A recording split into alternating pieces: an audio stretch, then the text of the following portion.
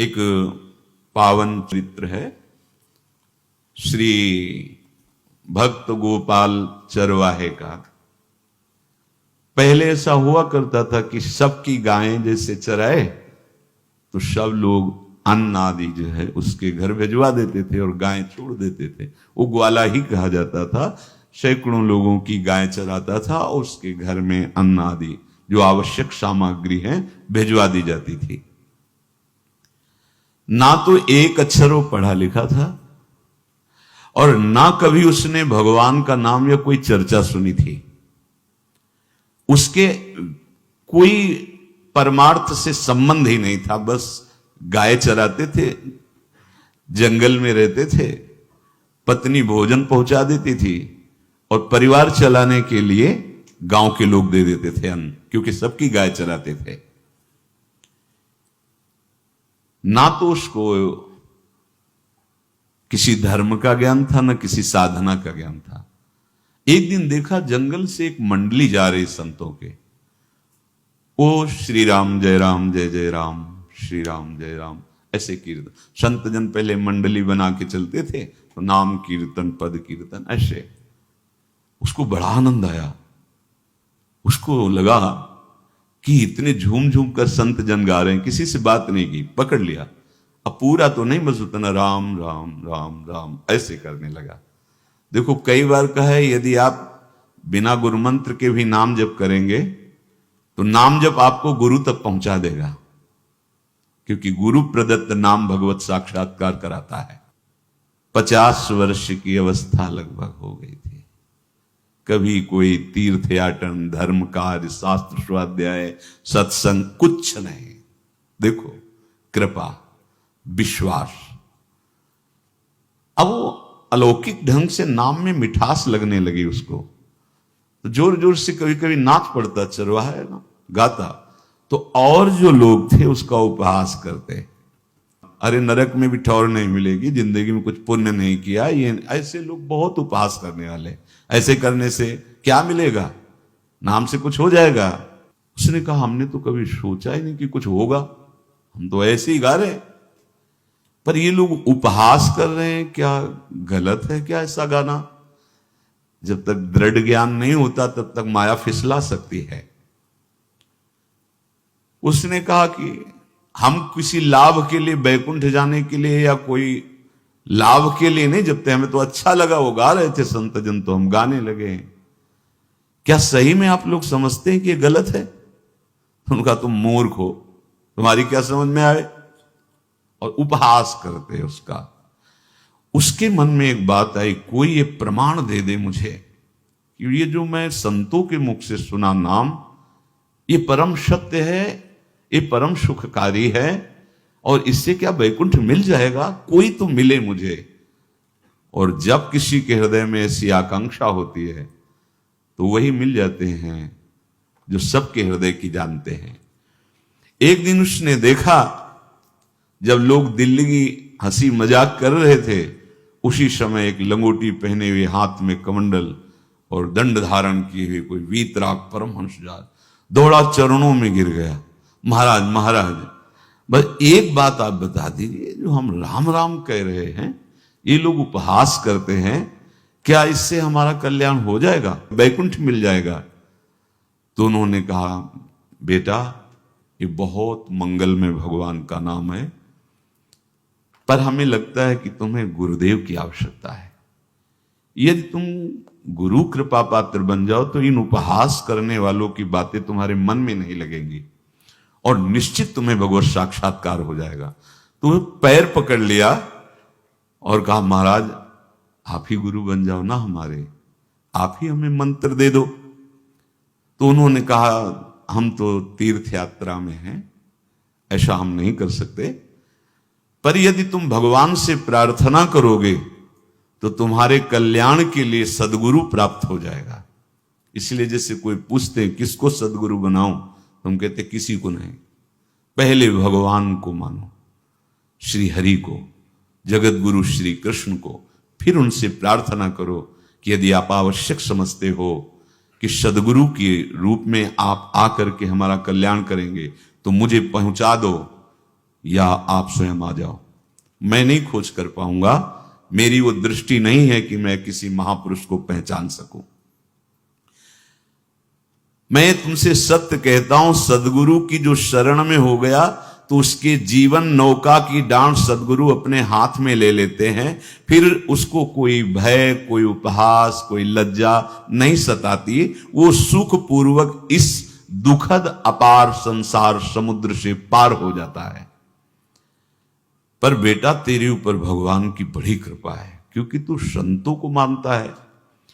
तू मेरी बात पर विश्वास कर ले, अंदर से तू एकांत में रो, तुझे सदगुरु मिल जाएंगे। अब ऐसा कहकर वो अपने राह में चले तीर्थ यात्रा के लिए।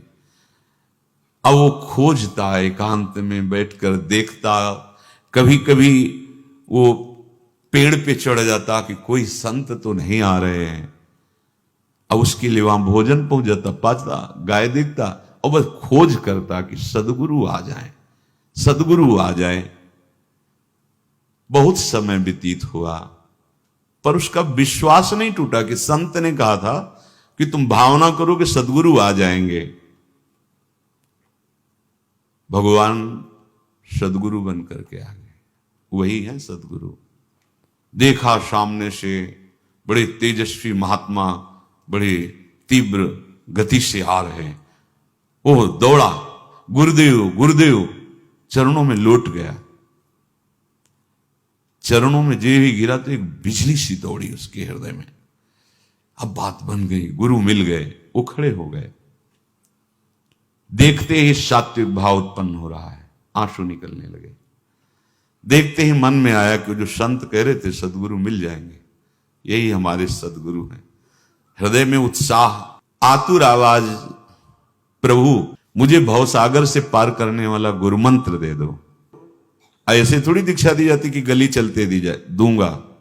जा पहले स्नान करके आ, फिर एकांत स्थान में बैठेंगे, फिर तेरे को उपदेश देंगे। बोला महाराज, मैं जंगली आदमी हूं, गाय चराता हूं, हमारा घर बार से कोई आना जाना नहीं, यही भोजन आ जाता है। संत ने कहा अच्छा स्नान करो। स्नान करके आए। एक पेड़ के नीचे, भाई मैं तुझे कुछ नियम दूंगा, कुछ शर्त। तो महाराज गंवार आदमी है, ना हम आपका कोई नियम पालन कर पाएंगे, ना कोई व्रत पालन कर पाएंगे, ना कोई साधना कर पाएंगे। आप देख लो हमारी हालत। 50 साल का हूं, पढ़ा लिखा बिल्कुल नहीं, कोई धर्म कर्म नहीं जानता, गाय चराता हूं। मुझसे बहुत बातें नहीं सदेंगी, अगर एक कोई बात बता दो तो प्रण करता हूं जिंदगी में प्राण त्याग सकता हूं, पर एक बात, कोई एक नियम कोई दे दो। हमें बहुत नियम तो नहीं समझ में आएंगे, एक कोई बात बता दो कि ऐसा कर लेना और मंत्र जपना, तो हम प्राण त्याग सकते, पर आपकी आज्ञा उल्लंघन, पर बहुत हम बातें नहीं मान पाएंगे क्योंकि हमारे इतना ज्ञान नहीं है। गोपाल के वचन सुन करके बहुत प्रसन्न हुए संत भगवान। एक नियम तुझे देता हूं, हमारे आराध्य देव श्री कृष्ण हैं, गोविंद हैं। आज से तुम्हारे आराध्य देव गोविंद हुए, हां श्री कृष्ण हुए। बिना उनको पवाए तुम्हें पाना नहीं है, बस यही तुम्हारे लिए नियम है। तुम्हारे पास जो आवे, सूखी रोटी, दूध, छाछ, जो भी, बिना उनको पवाए पाना नहीं है। सीधा सरल आदमी। गुरुदेव प्राण चाहे चले जाएं, बिना उनको पवाए आज के बाद कभी जिह्वा पे कुछ नहीं जाएगा। ऐसा गुरुजन आदेश करते हैं वैष्णव मार्ग के पथिकों को कि जल भी बिना अर्पित किए मत पियो। अगर आप बिना अर्पित किए पीते हैं तो आपकी बुद्धि में इष्ट देव के प्रति ममत्व तो नहीं आ पाएगा, नहीं आ पाएगा। अब तो गोपाल नाच पड़ा कि गुरु मिल गए, गुरु मंत्र मिल गए और इष्ट का पहचान मिल गई। उसी समय घर से भोजन आया, वही कभी चटनी रोटी, ऐसे ही बैठा एकांत वृक्ष के नीचे, आओ गोविंद भोग पाओ। अब गोपाल विचार में लगा कि आ तो रहे हैं ही नहीं, और गुरुजी ने कहा बिना पवाए पाना नहीं। पूरा दिन व्यतीत हो गया। गुरुजी कह रहे थे घट घट में विराजमान भगवान है तो कहीं से भी प्रकट हो सकते हैं, तो अंदर मंत्र जपता हो, कहता आओ भगवान, पाओ आके, नहीं आए। महाराज हमारे गुरुदेव ने आपका ध्यान जो बताया था वैसे ही आओ, आप पाओ आकर के। रात्रि हो गई, देखा पर वो नहीं आए, तो भोजन उठाया, गाय को पवा दिया। तो बहुत सी गायें थी, भूखा रह गया। दूसरे दिन फिर भोजन आया, एक पत्ता टोरा, जल से छिड़का पत्ते में और भोजन रखा। भगवान को फिर पुकारा, आओ प्रभु। गुरुदेव ने आज्ञा की, बिना आपको पवाए हम अपनी जबान में नहीं रख सकते। शाम हो गई, रात्रि हो गई, फिर गौ को दे दिया, नहीं पाया। अब एक तो 50 वर्ष की अवस्था और गौओं के पीछे दौड़ना और भोजन पाना नहीं, शरीर में सामर्थ्य धीरे धीरे कम होने लगी। तीसरा दिन, चौथा दिन, पांचवा दिन, छठा दिन, सातवां दिन, दीनानाथ प्राण चाहे निकल जाए, हम गुरु की आज्ञा नहीं तोड़ सकते। अगर आप नहीं आएंगे तो भूखों मर जाऊंगा। पर हम ये बात देखो, ये बात, चरवाहा है, कोई साधना पूर्व की नहीं। गौ सेवा के प्रताप से उससे संतों में प्रीति हो गई, नाम की कृपा से, गुरु की कृपा से नामी की प्राप्ति की चाह। ऐसे कई दिन व्यतीत होते गए, अस्थि मात्र होए रहे शरीरा। पूछते कि क्या बात है, भोजन तो हम रोज लाते हैं, आप रोज लेते हैं, क्या पाते नहीं? आपका विषय नहीं।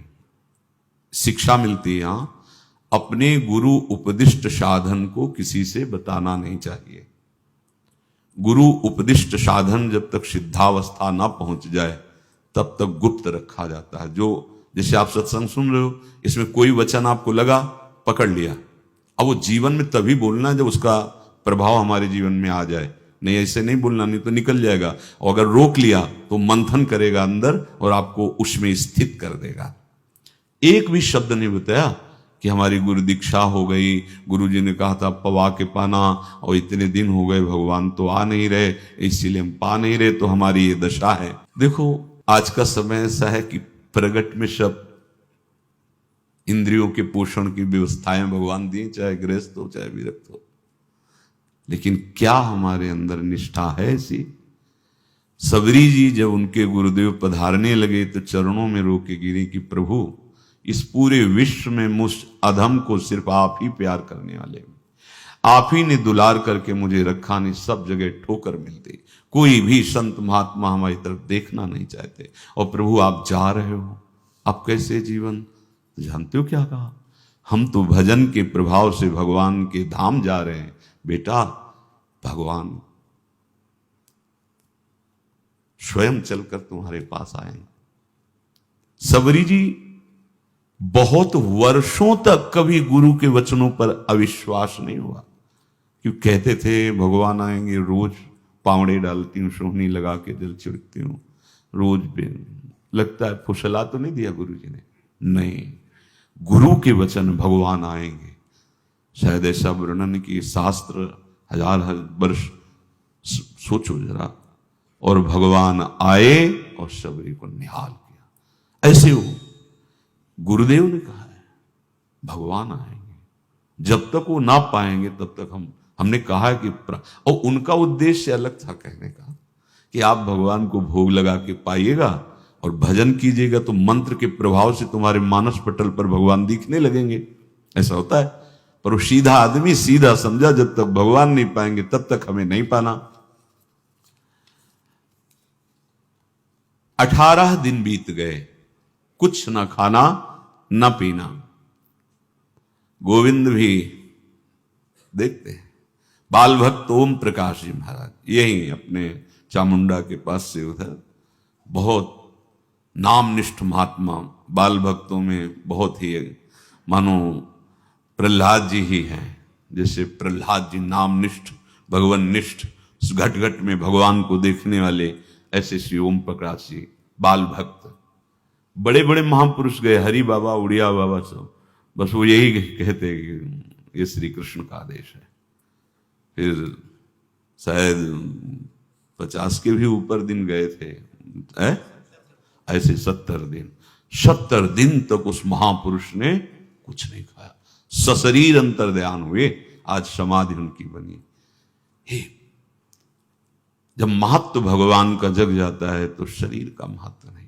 अच्छा, प्राणनाथ जब प्राणों का पोषण कर रहे हैं तो अन्न में भी तो प्राणनाथ की ही दी हुई शक्ति है, तो बिना अन्न के भी उनका पोषण हो रहा है। पर ये भागवती का आदेश से, मनमानी करने से नहीं।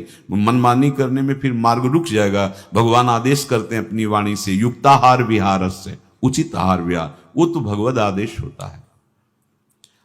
18 दिन बीत गए।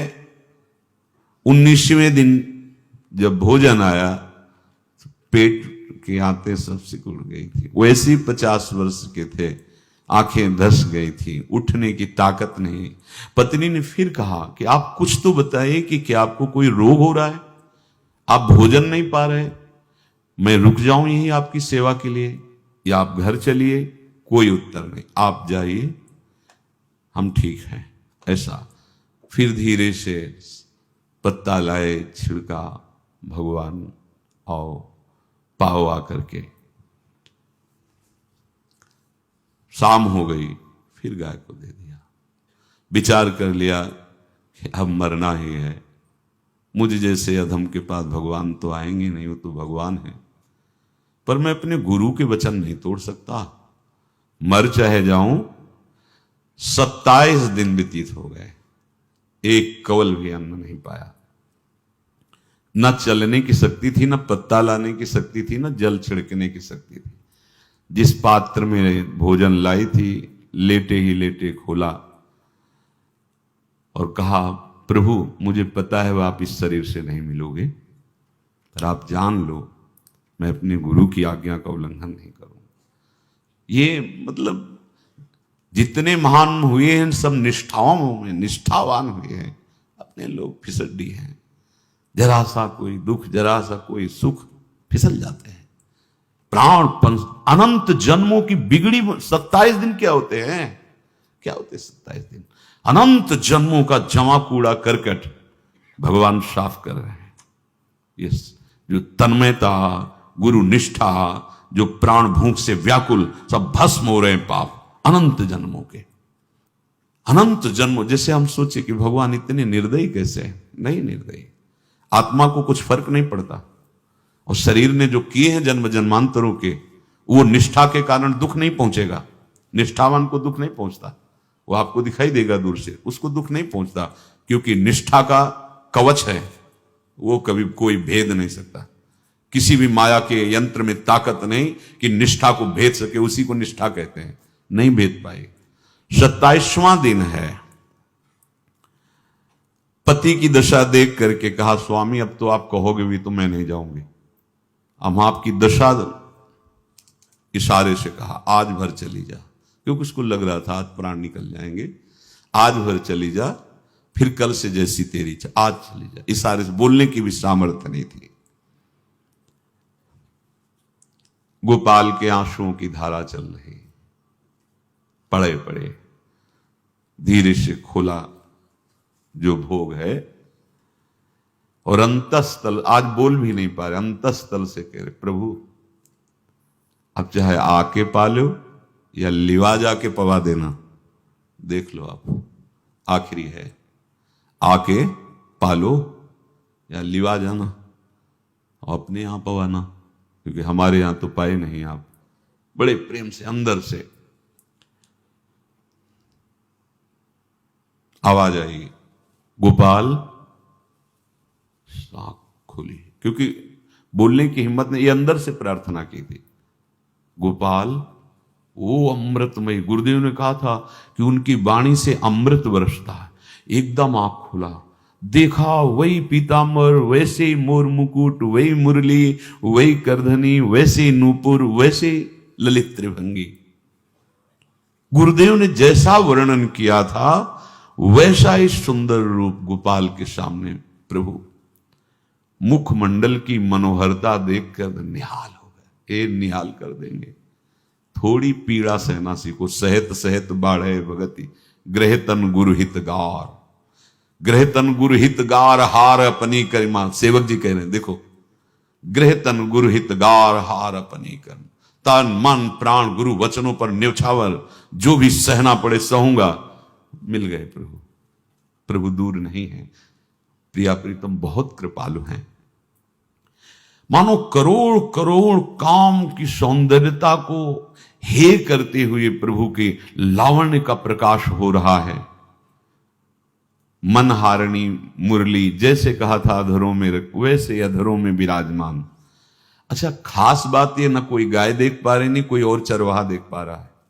ये भगवान, जैसे इस सभा में किसी से बात करें भगवान, किसी से मिले तो पास बैठा व्यक्ति भी नहीं देख पाएगा, ना जान पाएगा, क्योंकि प्राकृतिक इंद्रियां, प्राकृतिक शरीर, और वो चिदानंद में, वो तो जिसको दर्शन देंगे तो पहले दृष्टि प्रदान करते हैं। भगवान जिससे मिलते हैं पहले दृष्टि प्रदान करते हैं, तो गुरु रूप से दृष्टि प्रदान। ये जो अंतर में पुकारा ना, वो अंतर दृष्टि खुल गई, सामने देखा।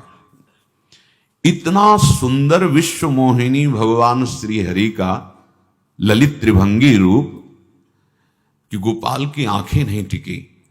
इतना सुंदर रूप, आंखें भगवान के तेज के आगे बंद हो गई। जो भी बंद हुई तो देखा मानस पटल पर वैसे ही ललित त्रिभंगी। फिर खोला, देखा सामने भगवान मुस्कुराए, सामर्थ्य प्रदान की। देखो अर्जुन के साथ ही तो खेलते हैं भगवान सखा भाव से, रथाक रहे हैं, लेकिन भगवान का विराट स्वरूप देखने की सामर्थ्य अर्जुन में थी क्या? दिव्य दृष्टि प्रदान की। फिर भी कांप रहे थे अर्जुन जी भगवान की दिव्य दृष्टि संपन्न नेत्रों से उस विराट महिमा को देखकर कांप रहे थे अर्जुन। ये तो माधुर्य रूप प्रभु का है। उसने मानो इशारा किया प्रभु को कि हमारी सामर्थ्य में मैं शकील कर आ जाऊं, नजदीक आप आ जाओ। आ गए, अपना माथा प्रभु के चरणों में रखा, आंसुओं से भगवान के चरणों का प्रक्षालन कर रहा है। देखो गांव का गाय चराने वाला ग्वारा, जिसको कोई धर्म कर्म का ज्ञान नहीं, कोई भक्ति का ज्ञान नहीं, कोई शास्त्र का ज्ञान नहीं, भगवान ने फिर उसको उठाया और अपने हृदय से, ज्यों हृदय से लगाया, हष्ट पुष्ट स्वस्थ सब, अंतर बाहर पूर्ण, कोई पीड़ा नहीं, कोई दुख नहीं, बिल्कुल तेजस्वी स्वरूप। भगवान की स्पर्श की महान सामर्थ्य है। बाली ने बहुत मारा ना सुग्रीव को, तो कर परसात सुग्रीव शरीरा, जे इस पर सारी पीड़ा गई। भगवान अमृत सावी है, भगवान दिव्य चिदानंद भाव देने वाले हैं। अब तो सुरमुनि वांछित प्रभु की छाती से लपटा हुआ है। ये ऐसा ना सोचो कि ये कहानियां हैं, ऐसा नहीं। ये सत्य विषय आप भी प्राप्त कर सकते हैं, इसी के लिए रोज सत्संग होता है। जब वो भगवान से लिपट कर छाती में अश्रु की बूंदे, तो भगवान ये था माम प्रपद्यन्ते, भगवान की अश्रु बूंदों से गोपाल का अभिषेक हो रहा है। मानो सुदामा मिलन हो रहा है जैसे। भगवान को दैन्य बहुत प्रिय है। तभी भाई जी महाराज कहते हैं पद में कि बुद्धिहीन बना दो हे भगवान, हमें बुद्धिहीन बना दो। ये जो बहुत बुद्धि चलती है ना, इसके लिए दौड़ भाग है। नहीं, सीधे प्रभु हमारे हैं, हम प्रभु के हैं। नाम जप आश्रय भगवत प्राप्ति निश्चित। भगवान बोले, प्यारे गोपाल अब तो रो मत, देख मैं तेरे प्रेम में पगी हुई ये जो सूखी रोटियां हैं अभी पाता हूं। और भगवान बैठ गए और उसके घर की जो रोटी थी उसे, देखो मुझे त्रिभुवन का कोई भी भोग प्रसन्न नहीं कर सकता गोपाल, मुझे त्रिभुवन का कोई भोग प्रसन्न नहीं कर सकता। इस बात को समझो। जिनको ये भ्रम हो कि हम अधर्म से कमा के 56 भोग लगा के प्रभु को प्रसन्न कर लेंगे, तो ये बात सुनो। कह रहे मुझे त्रिभुवन का कोई भोग प्रसन्न नहीं कर सकता, मैं ऐसे ही अन्न की चाह रखता हूं। भगवान के वचन, जैसे दुर्योधन का महल का सब वैभव त्याग के, स्वागत ठुकरा के और विदुरानी जी के हाथ का छिलका पाया, मैं ऐसे ही अन्न की चाह रखता हूं, भगवान कहते हैं, बलिहारी है। कभी प्यार से एकांत में रो के इनको पवाना सीखो। भले आप इतनी कटोरी में सब्जी, 2 रोटी, और अगर दैन्य भाव से कि नाथ कहां आप और कहां, कैसे आपको पवाएगा, जो छवि है ना, पंखा करते जाओ ऐसे, बीच बीच में जल पिला, देखो ना, ये था माम प्रपद्यन्ते तास्तते भजम। आप जैसा मानोगे वैसा ही वो व्यवहार करेंगे, पक्का समझ लो। गोपाल जो सच्चे हृदय से मुझे पुकारता है, मैं अवश्य उसको मिलता हूं। जो प्रेम पूर्वक मुझे पवाता है, मैं अवश्य उसका पाता हूं। पत्रम पुष्पम फलम तोयम ये में भक्त्या, भक्ति पूर्वक जो पवाया है। भक्ति पूर्वक का मतलब दैन्य। अभक्त में अहंकार होता है, देखो ये किया मैंने, वो भगवान स्वीकार नहीं करते। वो आपका शुभ कर्म बन सकता है, अब वो भी धर्म से कमाई की है तो, पर भगवान की प्रसन्नता का हेतु होगा दैन्य। जहां भी देखो, हमारे स्वामी को जहां भी देखो दैन्य में बिके हुए पाए गए, दैन्य में। और ये दैन्य किसी बाजार में नहीं मिलती, ये दैन्यता बनावटी नहीं होती, ये वस्तुता हृदय की होती, भगवत प्रदत्त ही होती है। पर जो संत सदगुरुदेव की आज्ञा का अक्षरशः पालन करे तो इस दैन्य का निश्चित प्रादुर्भाव हो जाएगा, अहंकार गलित हो जाएगा। वत्स, मैं किसी भी वस्तु का कभी भूखा नहीं हूं। मानो गोपाल के बहाने से हमको समझा रहे हैं, क्या चाहिए भगवान को, क्या चाहिए? कुछ भी कर लो, माना कि तुम तात्कालिक वर्तमान दुख को मिटा सकते हो, तात्कालिक, लेकिन संपूर्ण दुखों को मिटाने के लिए हरिनाम गरज रहा है, राधा नाम गरज रहा है। आपसे प्रार्थना है, समझो इस बात को। कलयुग केवल नाम आधारा। देखो, सुन के राम राम शुरू किया, मिल गए सिद्ध सदगुरुदेव, दे दिया मंत्र, बता दी निष्ठा, और मिल गए भगवान। और भगवान कह रहे हैं, अब तेरे जीवन में कभी दुख का लेस नहीं रहेगा, तू अब घर जा, अब किसी की गाय चराने की जरूरत नहीं है, कुल परंपरागत तेरे लक्ष्मी बढ़ती रहेगी, तुझे कुछ करने की जरूरत नहीं। देखो, बड़े बड़े सोने के पहाड़ किसी सुनार ने बनाए क्या? प्रभु ने तो बनाया। भगवान हंसते हंसते समझ ही नहीं पाए और अंतर्धान हो गए। अभी गोपाल कुछ अपने मन भर के देख नहीं पाया था, कह नहीं पाया था, भगवान अंतर्धान हो गए। अब तो चिल्ला चिल्ला के रोने लगा और विवश होके आंख मूंदी तो देखा उसके मानस पटल पर छाए। अब तो राजी हो गया कि ये मेरे प्रभु ऐसी जगह विराजमान हो गए, कोई देख नहीं पाएगा, हम रोज बात करेंगे, रोज दर्शन करेंगे। नारायण या गौर श्याम को हृदय निकुंज बसइए। तो इसलिए धैर्य धारण करके, कितना भी कष्ट हो, अब पीछे मत हटो, फिसलो मत। माया अपने पार्षदों को भेजेगी। प्रभु का चिंतन छूटे वो कुछ भी स्वीकार नहीं। प्रभु का चिंतन होते हुए जो हो रहा है उनका सृष्टि का कार्य है, जो जो जिसको सेवा दी हो रहा है। हमारा प्रभु का आश्रय अगर बदला किसी व्यक्ति का आश्रय या किसी अन्य का आश्रय, बहुत घाटा हो जाएगा। अपने इस मन को देखते रहिए कि प्रभु को प्रथम नंबर में रखता है या द्वितीय नंबर में। हमें तो लगता है हो सकता है चौथे पांचवें नंबर पे रखता हो।